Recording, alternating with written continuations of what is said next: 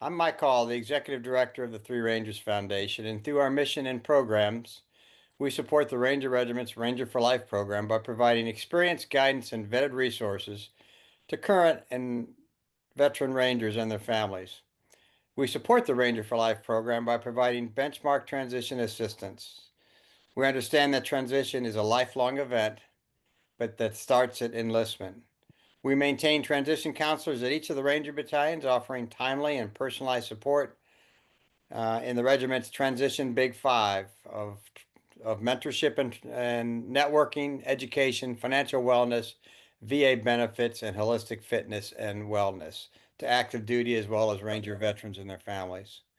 Central to our approach is an extensive mentorship program leveraging a network of about 10,000 formal and informal former members of the 75th Ranger Regiment for the most part, which provide unvarnished experiences and access to their networks. They know what success looks like. These meaningful relationships allow both mentors and mentees to stay connected to the Ranger community and benefit from shared experiences and guidance. Today, we're going to hear mentor advice from Ranger Network mentor John Detro and Zak Kossiver. Did I get that right? Yeah. Who's the academic director at the University of Tampa for the PA program. So really, really lucky to have Zak spend some time with us. And they're going to provide advice on successful preparation and acceptance at the PA program and professional advice for later on. Doc JD, it's always good to see you. You know, the only thing I'll always remember about you is how you like to spend money. I remember when you called McChrystal and I over to 375 and you want them to buy this mechanical dummy that the medics can train on, which costs like $1 million, literally, which was like back then was like our entire budget. But I think he bought it. But anyways, and that was You did, sir, man. that was sort of the start of a lot of great things on the great work that the regiment's done in trauma and medical. So Doc, why don't we start off real quick with telling us just quickly a little bit about your military career and what you've done after. All right. Well, I spent 36 years in the military, started out enlisted, and then went to back then, the Army PA program. And then after my first tour, as a non-tab lieutenant, I showed up to 3rd Ranger Battalion at a time when really tactical combat casualty care was taking off. And I was very fortunate to work with guys like Russ Coatwall and Rob Miller and others to actually develop many of the things that the Rangers continue to do today. My last assignment, I was fortunate to be the first PA to be the command surgeon for the United States Special Operations Command here. And then I retired, and like many of us, as we transition, kind of struggled to figure out what I wanted to do. Took some part-time jobs, declined a lot of positions just didn't think fit me. And I came on here, started working part-time with Zak and team, and then recently a position opened, and they offered me a full-time position, and so this is like the second day I've been in my office today, and so my first time using computer, and I'm just glad it's working. Yeah. Real quick. Did I sit your RAS board? Do you remember? Pardon me. Did I sit your rope board? I think you set my first one. Yes, sir, Major. Was I kind? Yes. Okay, good. Always were. Good. Hey And I'm Zak. Yeah. Go Zach, ahead. or Professor Kossiver, as my students yell at me. And like it was mentioned, I'm the academic director here at the university. My past life, I was a civilian medic for paramedic for in the greater city area, Tallahassee. I went to Florida State University. I love being a medic so much. I said I'm going to enlist as a medic in the Army. This is going to be fun. And I came in as an E4, went up to E5, then went and dropped my OCS packet. So I'm a fun OCS grad at Fort Benning or whatever we call it now. And I finished OCS and actually went into the world of targeting, worked for the Defense Intelligence Agency for a little bit, worked with a lot of rotary wing TAC teams, did a bunch of deployments to Afghanistan and some rotations to Korea and Europe and all those places.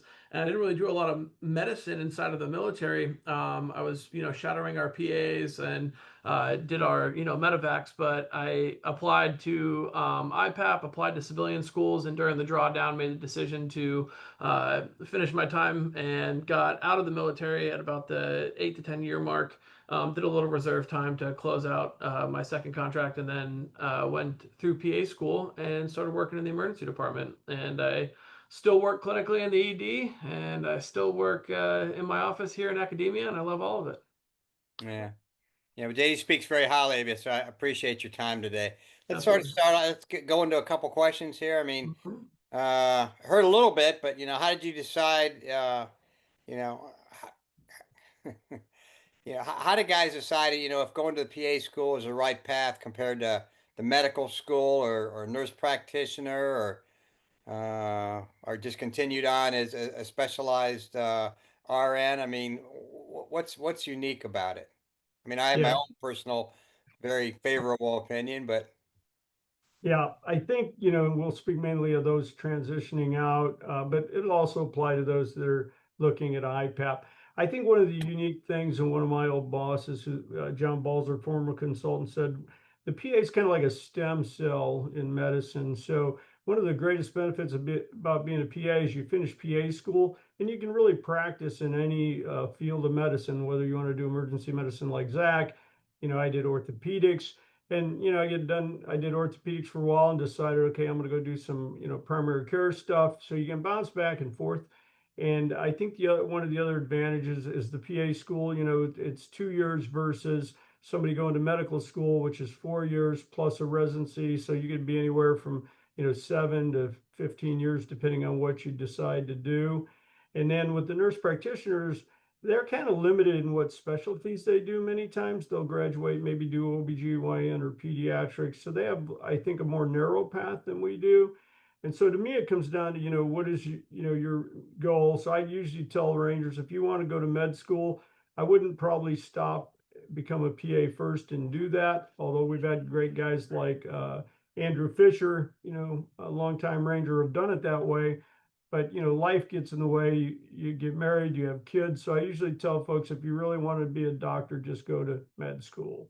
But if you really want to, I think, have a chance to early on, within a couple of years, develop, become a PA, have the ability to lead, the ability to teach, and a lot of different opportunities. You can live anywhere in the United States. There's a demand for PAs.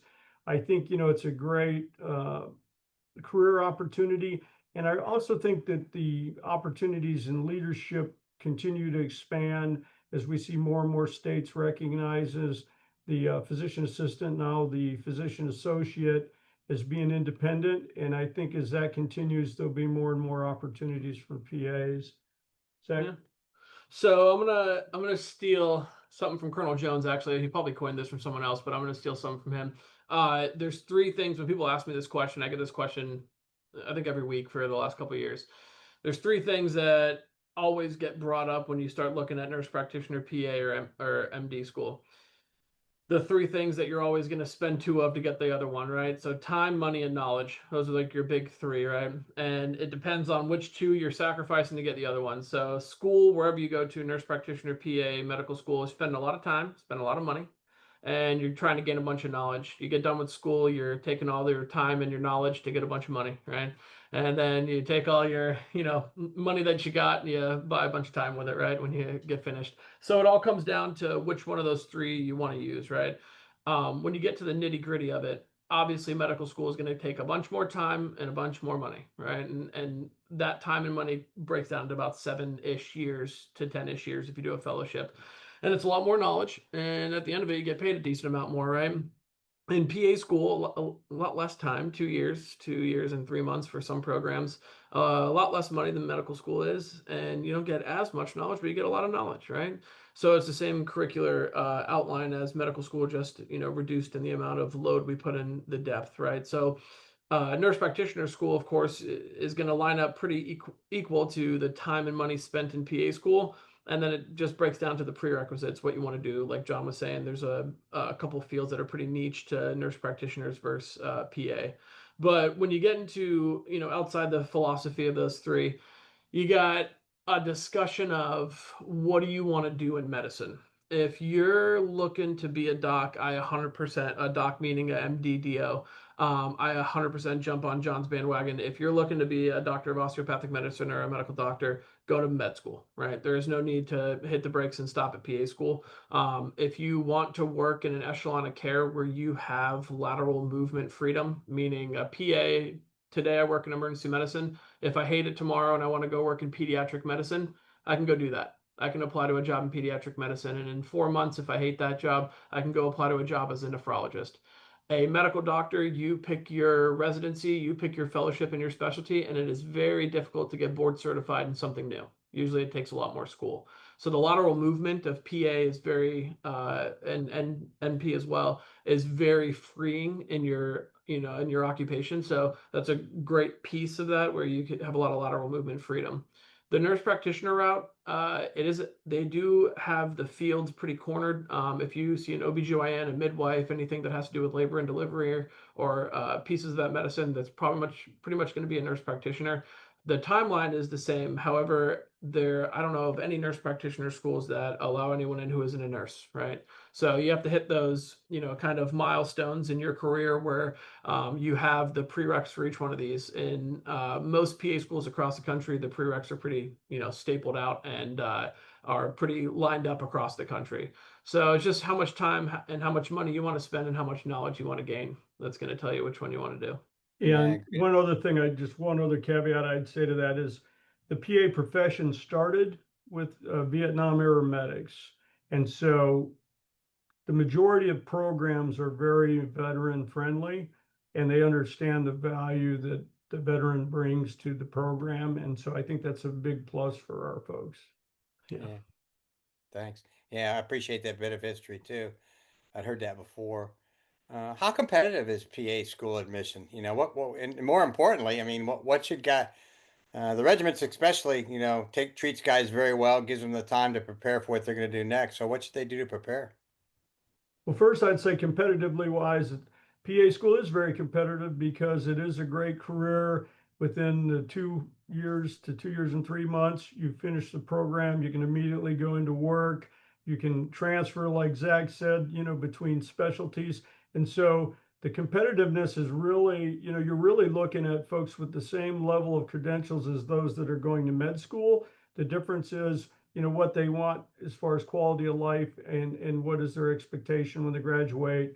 Do they want to be a PA or a physician? And so we really see about the same GPAs, 3.3 or higher. It's probably about a 30% select rate across the country for the PA programs. And so, but what I would say, as far as competitiveness, one of the things that help the Ranger is that leadership background, because one of the things we see here is a lot of the folks competing for the PA programs lack medical experience. It's rare that maybe we get a former nurse or something, or somebody that was enlisted, had various specialties in the military. So many of them are scribes really that work in MTFs that are not, or work in civilian facilities that are not really seeing the patients. They're transcribing the notes for the providers. And so to get somebody that's got experience in anything where they're actually leading and they've got that hands-on experience is a big plus for the Rangers that want to compete, whether or not they've been a medic or they've been an infantryman. Yeah, so this one will be quick, right? Competitiveness, PA school is super competitive, right? John's right, the GPA is high. You got a bunch of super smart people applying to PA school. And a lot of the screening that application scrubbers do is weeding out the people who don't meet the prerequisites, right? So if you want to apply to a school, make sure you look at the prerequisites and you meet those prerequisites, right? And if not, exceed those prerequisites. So get the prereqs done. John's hitting it on the head. Your patient care or healthcare experience, meaning patient care, you're touching patients. Healthcare experience, great example, scribe, where you're not touching patients, but you're experiencing the healthcare. Get that as diverse as you can. Get across the board and find your way into opportunities where you're doing a lot of both of those things. build your hours, your patient care experience. Some schools have requirements of how much time you have spent on patient care, meaning upwards of 1,000 to 2,000 hours. So build your times and make sure all your prerequisites look like they're met and exceed standards across the country as well. The 3.3 GPA is probably on the lower end of what we're looking at.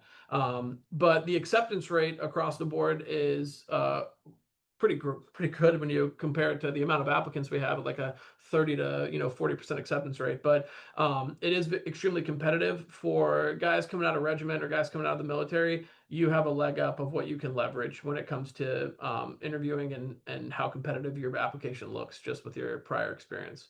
But it is quite competitive again at PA school. Yeah. Yeah, and I think, hopefully that's where the mentorship program comes on. The guys reach out Mm-hmm. to guys early on, and they say, "Here's the prerequisites. I meet them, or I can get this, or I don't have a 3.3 GPA. What can I do to overcome that? Are there some courses I can take, or what should I do to do that to make myself competitive?" And Yeah. that's like, again, why we like the guys to start looking at this a good 18 months out, so they have time to figure that out. Yeah, and a lot of the programs have grade forgiveness. So, unfortunately, IPAP didn't allow that for many years where we get, a Ranger medic to get a 0 point GPA at the University of Miami, and then they could not overcome that no matter how many courses they took because Yeah. those courses were part of the GPA. Now, a lot of the programs allow that grade forgiveness. So if somebody took a course, and didn't do well and then they joined the military because they didn't do well in college, they can repeat those courses and replace those grades. And so, it's a big advantage there as well because obviously many people joined because things just didn't work out younger Yeah. in life. So, Yeah, we have great success rate. I don't know of anybody that any of our guys that have not gotten accepted. But again, they had people to talk to and mhm. figure that out. Yeah. Uh, The other thing I'd say is why they're still in is, the Ranger Battalion providers are more than willing to bring these guys in, help them get those hours they need, maybe get and them they do. over to an MTF to do that. Yes. Yeah, they're still doing that. Absolutely. It's a very strong program. And of course, the first responder program is still going strong and up and above that. So, guys get some infantrymen get maybe get more hands on than maybe a medic in First Infantry Division in some cases. So yeah. Yeah. Although I don't know how you couch. I don't know how you measure that though. Anyways, yeah. Well, but how do guys select the best PA program for them? I mean, what are some factors that they should consider? To pick out which program is really the best for them. Okay. So a couple things I would say is one is, if they've got the GI Bill, that's beneficial. I actually spoke to a ranger who didn't recently. So if they got the GI Bill, many of the programs will charge that amount, which would mean that they're not paying anything extra and their housing and everything would be covered. Programs like here have the not gold, yellow ribbon program, which also helps with folks as far as funding the program.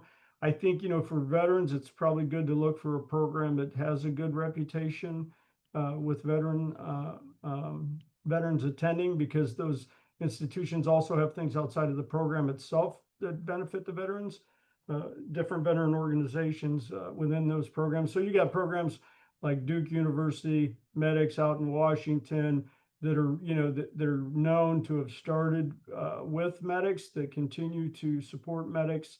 University of North Carolina, our program here, almost probably we're getting close to half the staff are veterans. Yeah. And so we definitely value veterans and we look for veterans because we need folks to come in that can lead, because we get a lot of students that basically they go from undergraduate straight into the PA program. So they're very bright, but they can benefit from having that mentorship of somebody that's got some life experiences.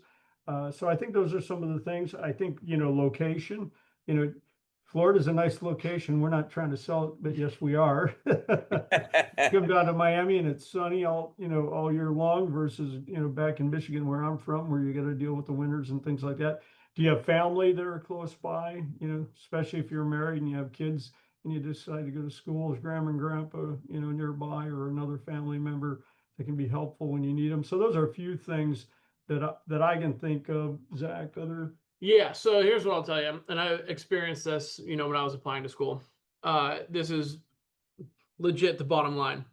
If you get on Google and you type in most, veteran-friendly school PA schools in the country, you will get hits that give you a printout list that is ordered in numericals.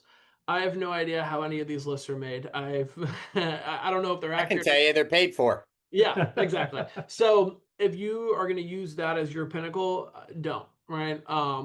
More importantly, I would go to one geographically where you want to live, right? Where your support system is and where you find, you want to be for the next couple of years. So find geographically where you're going to apply, and then look on that school's website that is dedicated to their PA program to find what is their actual center of gravity. What do they find important? If you look at our website or other schools' websites, they'll say we are looking for military, representation in our classroom. We give weight on your application for military service. If you see that at schools, those are the best PA programs for you coming out of the military, right? If Very there's good. no veteran center, if there's no point of contact on the school's website for a veteran certifying official who's going to get your money and going to get your BAH and all your things paid for, if they have no point of contact for that, they have no point of contact for veteran affairs, they have no point of contact for anything veteran stuff, probably not the best school for you, right? But it's going to come down to where you want to live and the support system that the school has. Those are your best PA programs. I wouldn't listen to all the paid for ads on the computer. I'd go directly to the source and see what they say. No, that's gold. I don't know what else we're going to talk about here, but Yeah. that's really gold advice. That's really golden advice from both of y'all there. Yeah, but something we tell all the guys. One of one of the first two questions we ask everybody when they want to get out is first is why you want to get out now, and then the second one is okay, if you're going to get out, where do you want to live? And then we ask them what do they want to do, and they can usually work out. Yeah. uh, the medical field is expanding. The Obamacare has taken medical care in different kinds of directions as far as providers and everything. So the PA field, I mean, is it growing? Are there specific specialties that are in demand? I mean, my GI guy, all I ever see is a PA. That's all I ever want to see. And Tim is great. And 10 years ago, I would have had no idea that there was, that the PA's to GI. No, but not a clue. So what's growing and what are people looking for to give them more opportunities so they can decide what they want to do, more in demand. You go first. Yeah. So is the PA field expanding? Yes. If you look at any Forbes or any list that tells you the expansion of needed healthcare and medical providers, it's always expanding. The PA field used to be pretty specific to what we're doing when it first came out. Now you got a PA with every doc in pretty much every specialty. Besides labor and delivery, it'd be hard pressed to find a PA in there. So if you really want to deliver babies or do any OBGYN stuff, go to nurse practitioner school. But the rest of the programs that when I say programs, medical, outlets that you have out there are going to have a PA somewhere. And I'm not saying that this is my quote. This is a quote from a doc that I work with in the emergency department, Dr. Papandreou, and he will be happy that we're using his name. He said, "You're just a cheap doc." All right.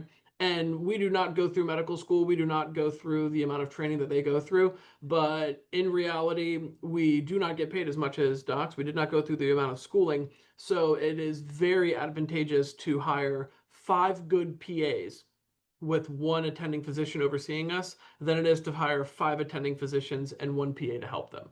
So the field is going to be ever expanding because unfortunately healthcare is somewhat about some monetary gain, and of course patient outcomes, but we are definitely the probably foremost growing field in medicine. Like you said, you see your GI, you see a PA. You go to the ER, you see a PA. You go to the nephrologist, you see a PA. We're a very helpful piece of medicine at this point. So it's going to ever expand. Yeah. Yeah, and I think, Mike, with the addition of going from the physician assistant to the associate, more and more states recognizing the PAs as independent practitioners is really going to cause an explosion in growth. One of the areas where I really like, the Rangers coming into the PA programs is PA programs started to support rural areas and inter-service areas that are underserved. And like Zach says, most PAs now are like physicians you were in the past, and they're drifting towards the specialties, which is awesome. I did an orthopedic fellowship at BAMC, but we still lack that support in the rural areas and in the some of the inner city areas. And I think, with some of the changes going on right now, potential cuts to Medicaid, Medicare, and others, it's going to even be more critical to have PAs that are willing to serve in those areas. And when you've gotten folks that have spent time in the worst places in the world, being in, some rural community in Iowa might be very attractive to them. And so I think, that's another opportunity, is to serve in areas where others are not willing to. Yeah, it's interesting you say that. Just off the top of my head, we got two guys. One, General Keene's son just finished PA, and he's off to the reservation working there.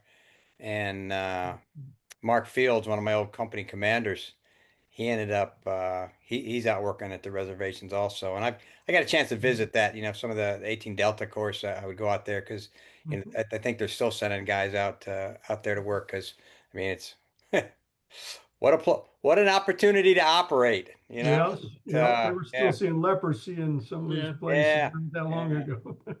Yeah, and of course, I think a lot of Rangers and any veteran actually that that serves, I mean, they're probably looking for that kind of opportunity to truly give back.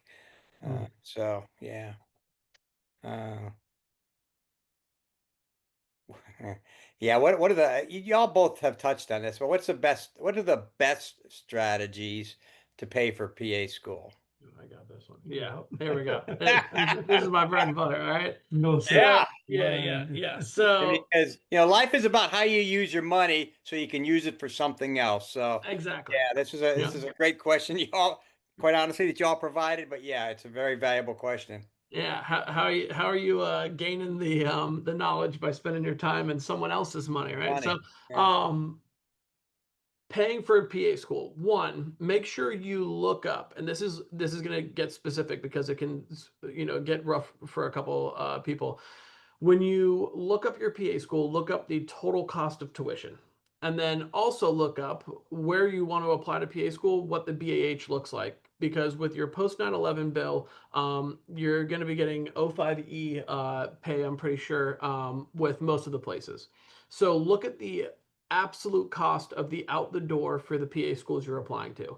This will range wildly. Some PA schools cost 60 grand out the door. Some PA schools cost 130 grand out the door, right? So make sure you look at how much you're getting. Because if you're using your post 9/11 GI Bill, there is a cap for when you max out how much money you're pulling out of your post 9/11 GI Bill. There is a max cap, which means you are going to be paying out of pocket whatever is left over. Okay, and you can look this up easily. Google cap GI Bill for 2025, and it'll print right out there. So once you pick a school, if you're going to be using your GI Bill, figure out how much out of pocket you're going to be going. Most programs, the GI Bill will mostly cover it, a couple grand left over.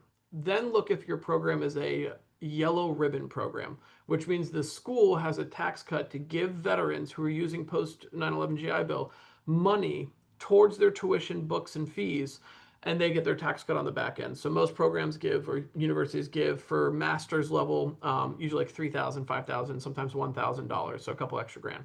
It should cover the cost of your PA program at that point.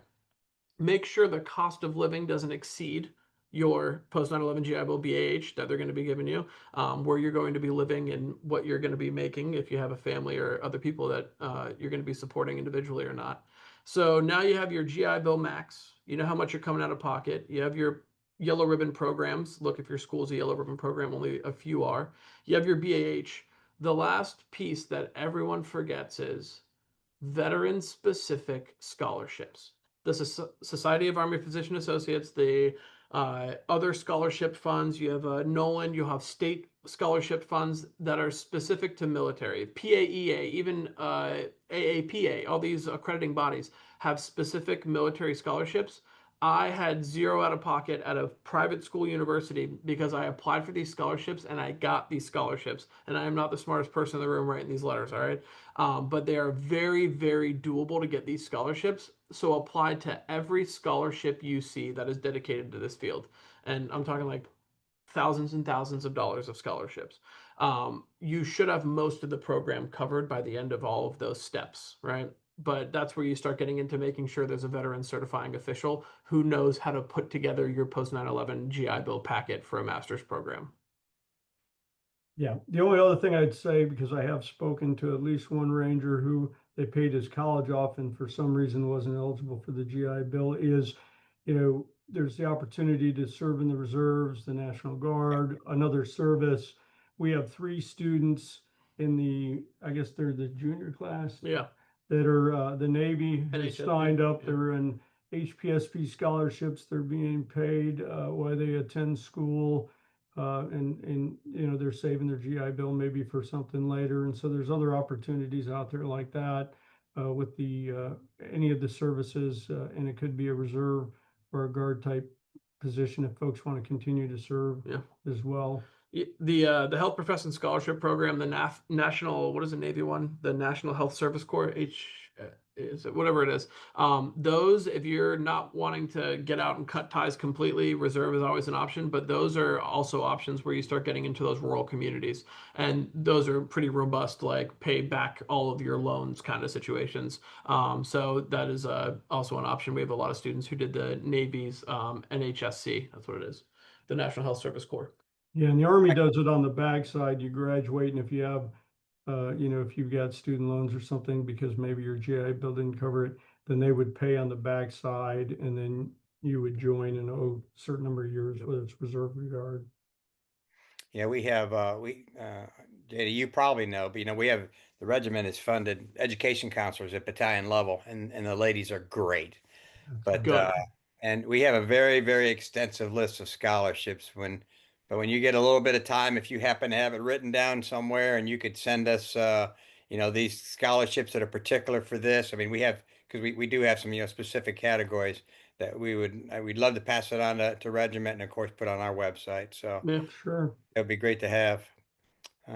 Here's a great one, and a topic of discussion among social circles now is what you I don't even know how to use this word because I'm not sure it's the right word anymore. But what about work-life balance? If Mhm. that is if that is the right Just get a lunch phrase, hour. everybody's Yes. talking about that. But a lot of guys, everybody gets out and they want to find a purpose. They want to get but the job is often a very small part of that. And in this case, it's probably a much larger part of that. But what about work-life balance as a PA? Yeah, I'll start this one. So this is going to be biased on my end. There is not a perfect work-life balance anymore in 2025. From my perspective, I there's agree. work-life integration and there's work-life synergy and some other words you want to put in there, but I haven't found a balance yet, and I've been doing this for a lot of years, right? You can dedicate as much time as you want to dedicate to your field in medicine. And what I mean by that is there's a lot of jobs that will have very odd schedules in medicine. And there's a lot of jobs that will give you a lot of freedom. I have know people who work 7 on, 7 off. I know people who work 14 on, 14 off. I know people who work part-time and they're totally fine with the paycheck. You can move your dedication to the medicine piece once you get certified and you're working. It's what you make of it for your work-life balance. I work every day, but it's because I want to, right? So you do have a lot of pieces. When you compare it to regiment, I think the work-life balance is a lot nicer from the military, Mhm. from my perspective. You have a lot to play with once you're certified. When you are in training, you have zero work-life balance. Sure. PA school is extremely difficult and expedited. If you think the 2.5 years you're going to be in school once you get out and get into a program is going to have work life balance, there will be no life. It is just work balance, right? It's just I'm balancing how much glad you stuff said you're that. reading. Guys Yep. need to hear that. Thanks for Yeah. saying that. Mhm. Yeah. There is no balance. And if you're stepping into a PA program and you think, okay, I'm going to have a little bit of time to relax and do these things, do that before you apply and start. Okay. So once you get out, the balance is very doable, or this, integration of work and life is very doable. But school, you're locked in. Yeah, not much else to add to that except for the other piece I'd say, and Zach hit on this, is you graduate from PA school and you'll go out and you'll do your clinical rotations, and we'll have guys come back and give us an idea what they want to do when they graduate. If you graduate and you decide you want to be, I don't know, an orthopedic PA like I was, or some other specialty that has call, you could find yourself carrying a pager, a week a month, 2 weeks a month, and so um, you got to kind of look at what is the type of medicine you want to do, and does that type of medicine kind of match your life expectations, right? So if you want to do a specialty like orthopedics, you're likely going to be carrying a pager at some point, which is going to impact on your home life. And so I think you got to kind of look at and go, and some people are fine with that because we call it the Iron Maiden. We call it the Iron Maiden for the orthopedic surgeons. Is the family kind of takes a back seat once they become surgeons because they are carrying a pager. They do spend a lot of nights and weekends in the hospital, and it can cause strain on the family. So you got to kind of look at, what is your family dynamic?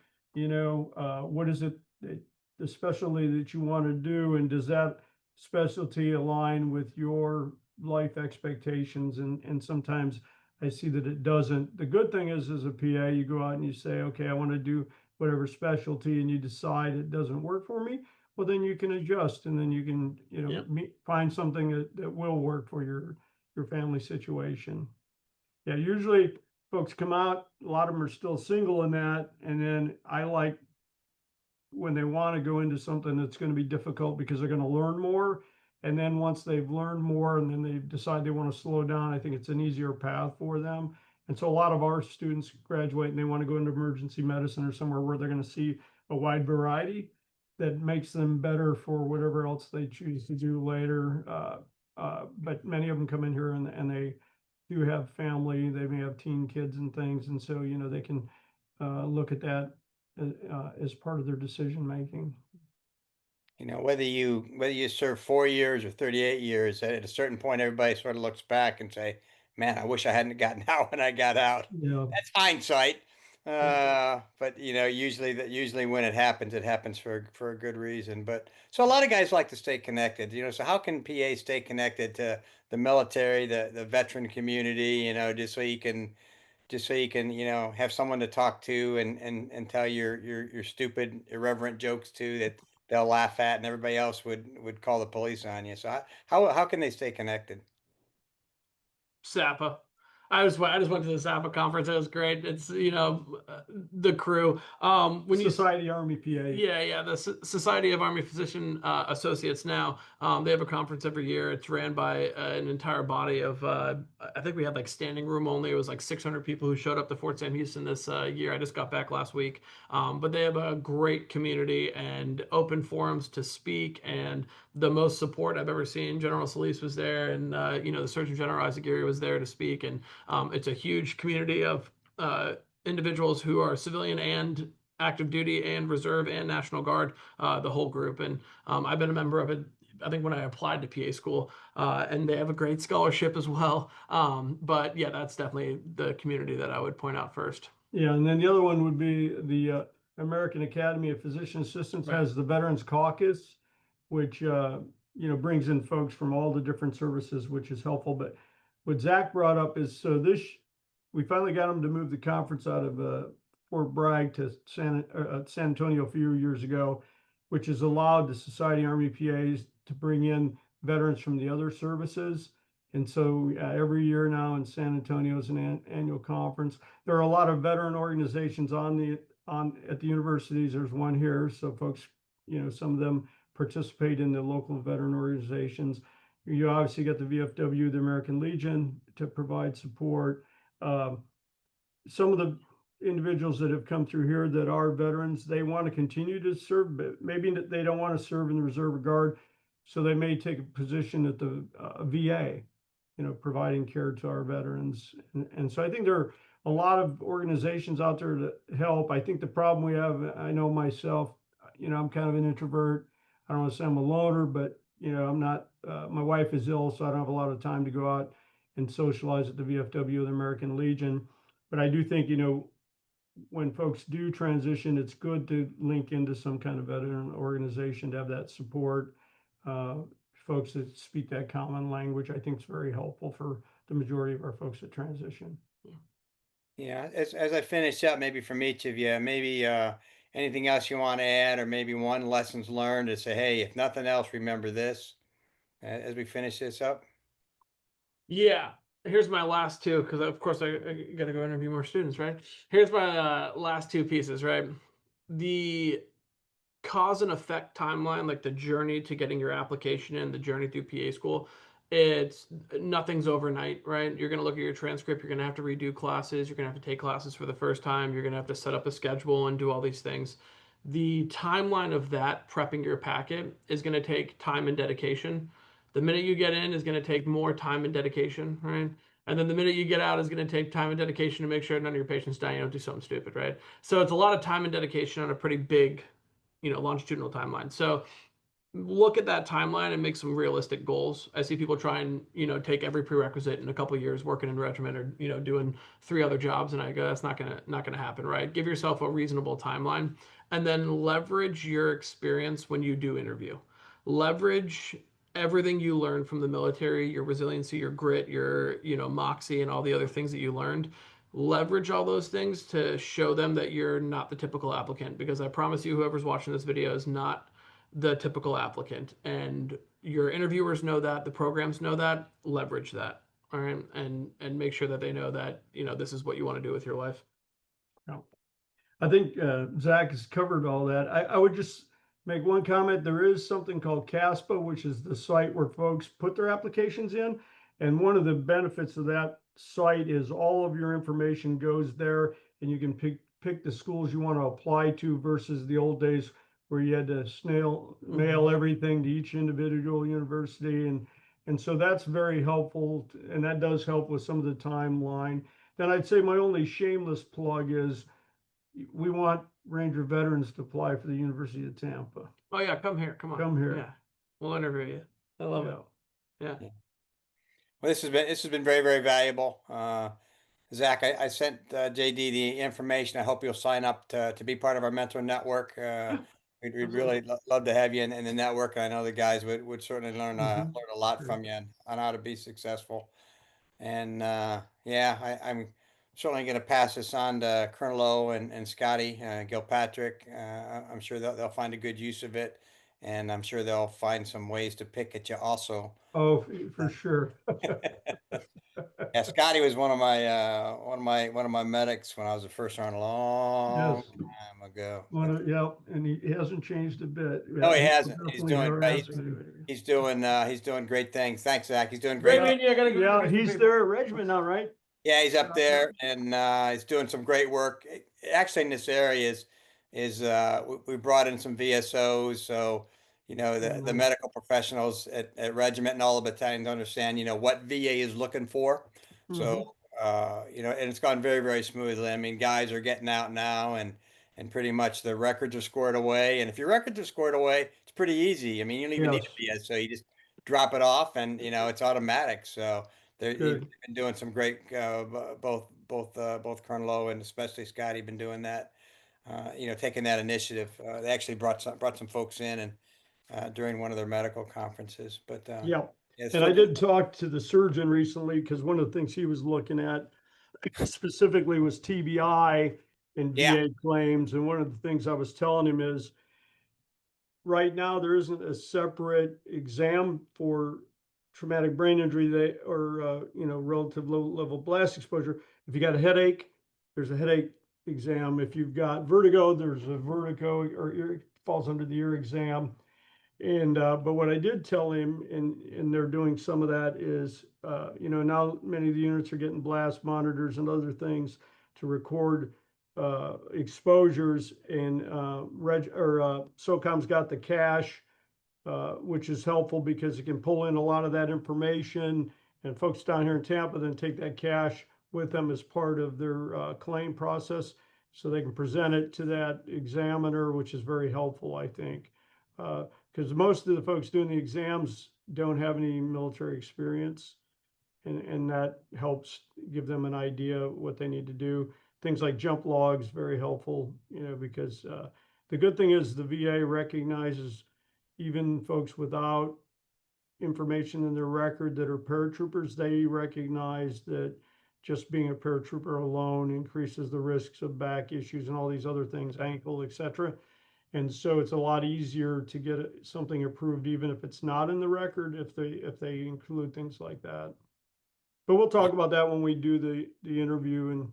And Yeah, yeah, that's for sure. I mean, when I did my retirement physical and they did the CAT scan in '07, they said we'd never seen a brain that looked like this. It just exploded. Of course, back then, nobody had any idea. no, yeah, they didn't know about CTA and they didn't know about blast exposure and those kind of None things. you knew about anyways. But hey, this No, was very, very valuable. Again, give my thanks to Zach, and yes. yeah, we'll be in touch. And Rangers lead the way. Thanks again. Okay, all the way, and it's great to see you. And thanks for allowing me to help participate to take care of our guys.